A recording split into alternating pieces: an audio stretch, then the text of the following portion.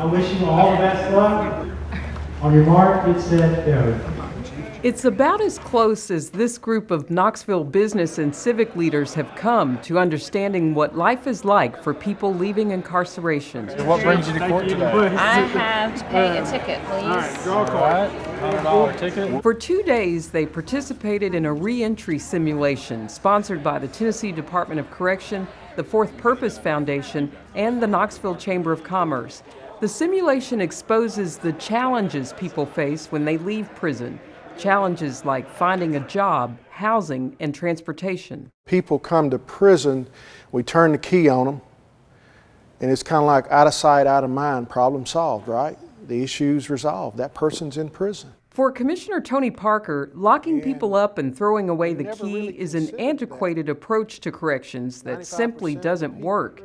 He says the true mission of corrections is to prepare people for success before they leave. That means addressing issues that send most people to prison in the first place. In my opinion, we need to do better to support those people who are struggling, in many cases, with addiction and mental health. One of the first things we do is when someone comes into our system, we do a very thorough assessment. It's called a risk and needs assessment, along with mental health assessments, assessments for addiction. We know a lot about you when you come into our system. And I know a very high percentage of the people that we see come in with co-occurring disorder. They could have a mental health issue where they're using drugs to try to self-medicate the mental health issue. And there are a few communities around the state who are investing locally to provide programs and resources for people before they get to the justice system. Josh Smith, founder and CEO of the Purpose Foundation, knows well what life is like after incarceration. He spent 5 years in a federal prison, and he's partnering with Commissioner Parker, the formerly incarcerated, with the person that's been in correction for 38 years. To get communities involved in reentry efforts. Housing is a really big issue with people getting out. Jobs are a really big issue with someone getting out of prison. And just support system in general is very, very difficult for somebody that has that tag of a felony. While the Tennessee Department of Correction begins working on day one to prepare people to go home, we have a robust reentry program inside the facility.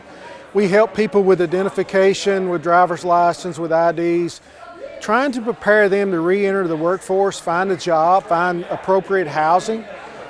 But nothing that we do inside can really show the effects on the outside in the community where they will go with some of the challenges that have been in place for years. And we're working hard today to try to make people aware of those challenges and find opportunities to make the system better, to make it easier for people to re-enter society and be productive. Because when people re-enter society and are productive, you have healthier communities, you have less victims, and really that's the goal of corrections. Commissioner Parker says the state can't do it alone. It takes entire communities working together to make Tennessee healthier and safer. I want to see a healthier Tennessee, Josh. I want to see people get their lives on track. I'm proud, so proud of the programs that we've been able to initiate and the steps we've made in the right direction. But we still have a long way to go. But let me just challenge the community. What can we do to make our community healthier, our families safer? My goal is to not have any more victims. When people come out and are successful, we reduce victims. But keep in mind also, where does retribution stop and where does rehabilitation begin? 600,000 people a year are released from prison. Now think about that. Prison or jail, 600,000 people are released out to the streets.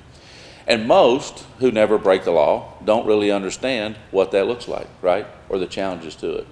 This simulation gives you just a little bit of an idea of what that's like.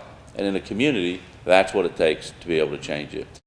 Some people think there's an expiration to this, but yet my charge was over 25 years ago. But before my pardon, I still have 48,000 collateral consequences that hinder me from doing other things. I think what we have to do is we have to realize there's people behind the offense. People need to pay for their crime. There's no question about it. If you violate society, you have to pay society. But we have to be more welcoming and give people that want the chance, the second chance to be able to do better. We have to invest in those people. And as a community, we have to understand that 95% of the people in prison are getting out. They are going to be our neighbors. How do we want to treat them while they're in prison? What plans, what classes, what investments do we want to make in them while they're in there? And then how do we accept them when they come home? How do we support that? What programs, what nonprofits, what are those things that can help them as they transition?